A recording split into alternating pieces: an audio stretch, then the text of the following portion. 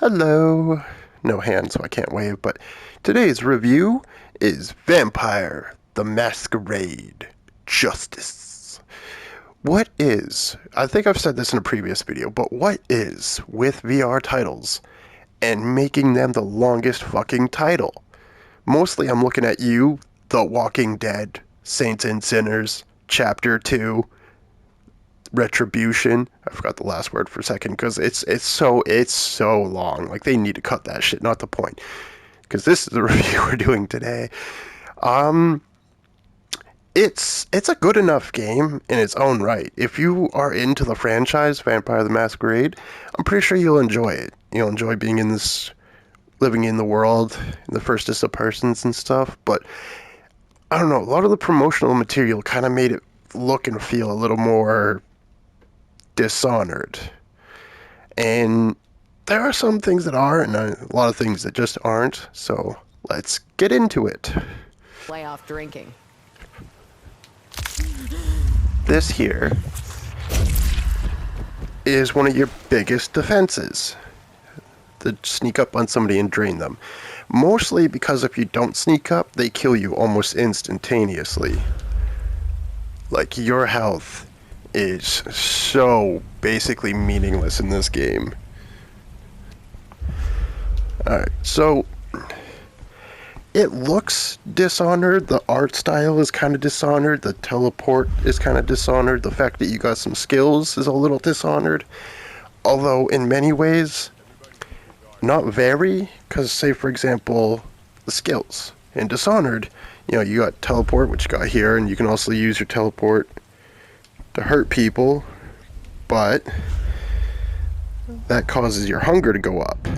And unless you've invested heavily in skill points in being able to leap at people, that hunger just shoots up. So you only get like one of those per little stomach thing, and then you have to sneak up and eat somebody to refuel. Same with these skills. This one's like at least kind of nice because it helps you with the sneak up and bite. But you see how quickly that goes up? This is a fairly cool power whenever I can get it to actually freaking work.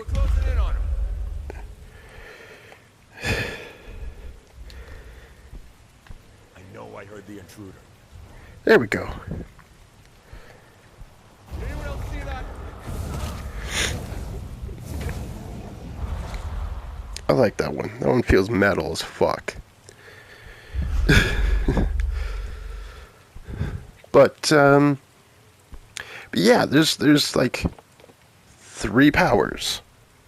I think there's a 4th one that I can't remember right now.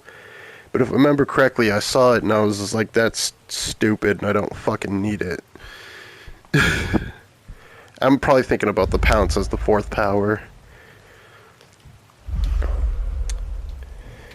Still no sign of the intruder. It's got a Half-Life Alyx-esque grab shit off the ground by flicking your wrist at it and trying to grab it midair.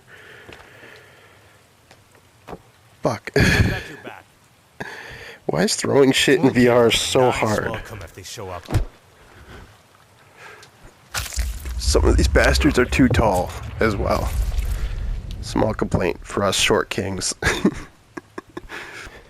The other big thing, I thought this would be more Dishonored-esque in that, like, I get somewhere and there's a boss and I gotta kerpow, right? But that is not the case. Up here in some fashion, and then it looks like around. Okay. The up on these ledges, that feels a little Dishonored as well, because I did a lot of that in Dishonored. And it's in Venice, so it kind of feels like Dishonored 2 in that it's flooded and some of the buildings are crumbly as shit. But overwhelmingly, it's not very Dishonored, because in Dishonored, when you kill a dude, you can then pick up their gun, and then you'll have like a gun, grenades, a crossbow, yada yada yada yada, right? You have like a selection. You get 3 darts. These darts, too, by the way, don't kill shit. I put 17 of these corrosive darts into a dude, and he lived. In his head, too. 7 of which were at point blank. And these, they just make them a little seepy. That's about it. I think this is the first time I'm facing some sort of boss. Because a number of times, it made it sound like I was going to face a boss.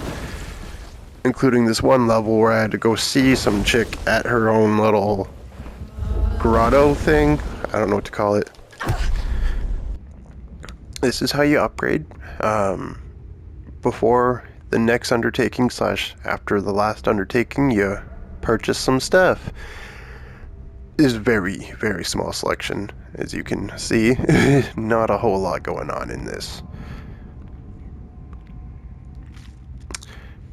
Obvious improvements to existing tech.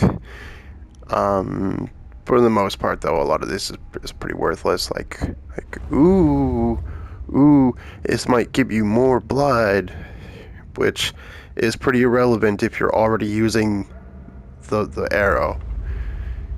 Yeah, so as far as I'm concerned, I was informed via the ads that it'd be a lot more Dishonored-like. They didn't outright say it, they just made it look very, very Dishonored.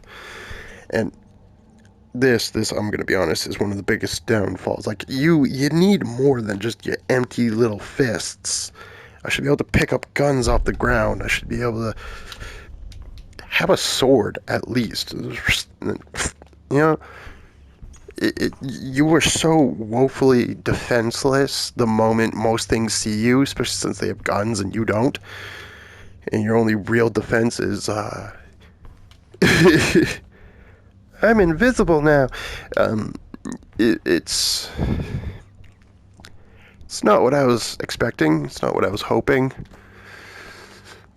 So, personally, I don't really recommend it. But at the same time, it is a serviceable game. It is pretty lengthy. It's got a nice story. Environments. Beautiful. Where's Pierre? That dude's so fucking horrifying to look at. You guys gotta see this. I guess Pierre's not fucking here. As far as I'm concerned, the environment's beautiful. A little samey in that it's very narrow. Venice building architect type. Words, how do they work, right? Yeah, granted, you're doing a whole lot of like walking down back alleyways and you know, secret alleyways and little bridges and stuff, and it's all connected by rivers. Damn. Okay. But it's beautiful. It's pretty intricate.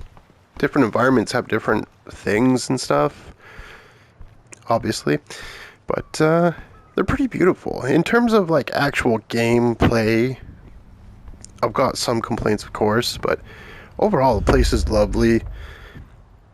The people, you know, I wish you had more ways of fucking them up, but yeah, it's long.